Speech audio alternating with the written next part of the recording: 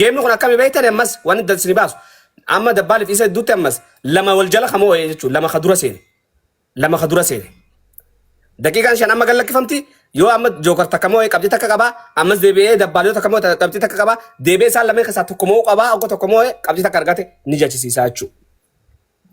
Let's go. Eegalame daqiiqaan achi gubbarra ilaal waan daqiiqaa booda kan namuufi waan takkan jiru ammaaf dabbaaltu achi gubbarra jira laala achi keessa qabaati.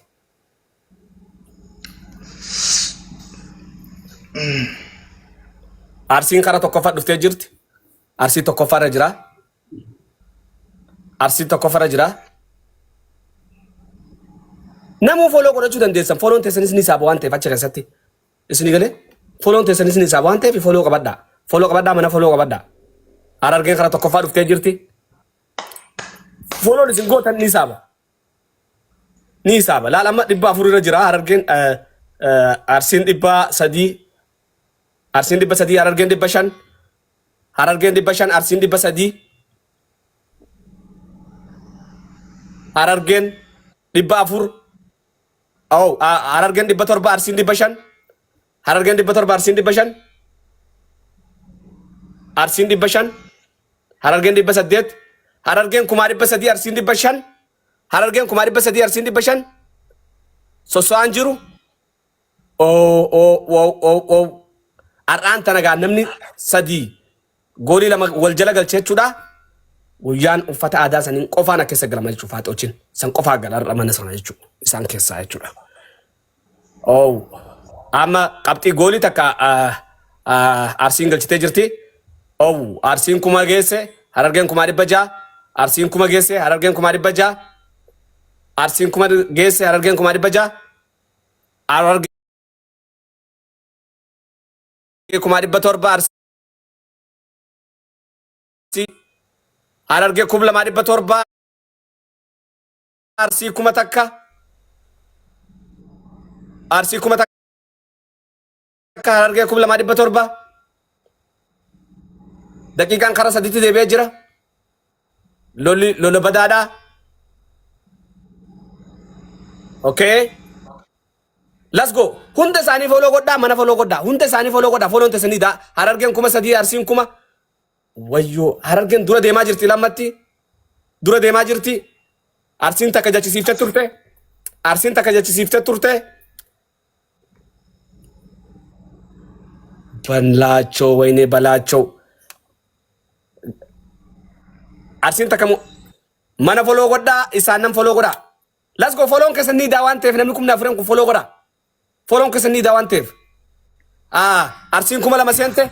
Arsiin 200 seente harargeen 300 wal jala jiran daqiiqaan tokko qofaa fi abbaa tokko faa bee waan daqiiqaa lakkoofsan keessa laaltan ishii jara keenya akka gattu hixanii daqiiqaa san keessa laaltan.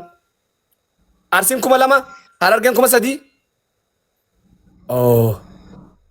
Harargeen 300 arsiin dhungatamaa jirti akka malee dhungatamaa jirti jechuudha.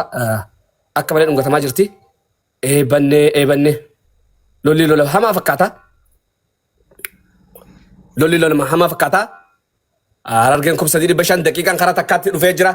Taayimingii wal eeggataa jiran itti qophaa'aa waan keessan sagaleen sodaachaa jira. Ani isinitti mee dhugaan isin jaarraan tana harargeen 300 arsiin harargeen dura fiigaa jirti garuu arsiin macarashaa taayimingii irratti nyaatti jeeta shakka akka dabbaa jinnii goota isaa yoo gootu taate jinnii harka lafa qabachiiftee jirti harargeen arsiini harargeen 1000 seentee arsiin 2300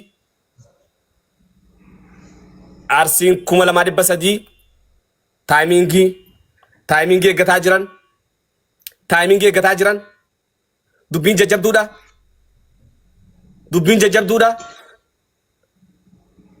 jajjabduudha. Daqiiqaan karaa sakanditti deemee jira. Eenyutu baqata? Eenyutu harka kannata? Dabbaal harargee moo jookar arsii? Sakanditti seentee jirti. Sakanditti arsiin ol kaate. Dhiirummaan keenya doqurxaan hin taane akka kanaan ta'u ja'aa jira. Sakandii 35 Sakandii 38. Ijoolleen Harargee reefu tar sodaataa turte. Arsiin 4,800 Arsiin tokkoffarra jira. Arsiin tokkoffarra jira. Arsiin tokkoffarra. Harargeen kara tokkoffaa deebi'e. Harargeen tokkoffaa deebi'e. Qabsoo nagaati. Qabsoo nagaati Harargeen tokkoffaa deebi'e. Arsiin lammaffara jira. Daqiiqa sakandii maayikiroo sakandii 3. Eebanne.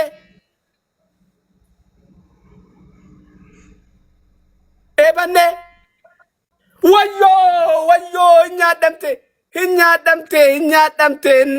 Arsiin. Hin nyaadhamte Arsiin. Harargeen tokkoffaa. Harargeen successful. Harargeen kumaa fi waladdaa xiyyitiin isaa wal dhukaasanii hedduu waan nama ajaa'ibuudha. Xiyyitii takka 0 jechuudha ammaan tam. Takka 0. Harargeen takka qabaa yoo deemee kana moo'ee ni jechisiisa jechuudha. Dabbaali wal mo'annaan geemiin biraan jiru. Dhageettanii miti? Yaa hin jiru. Sinin beekan. First time in style. Thank you. Yoo barbaadde shanutti fufii dadhabnaan. Yaa abshir.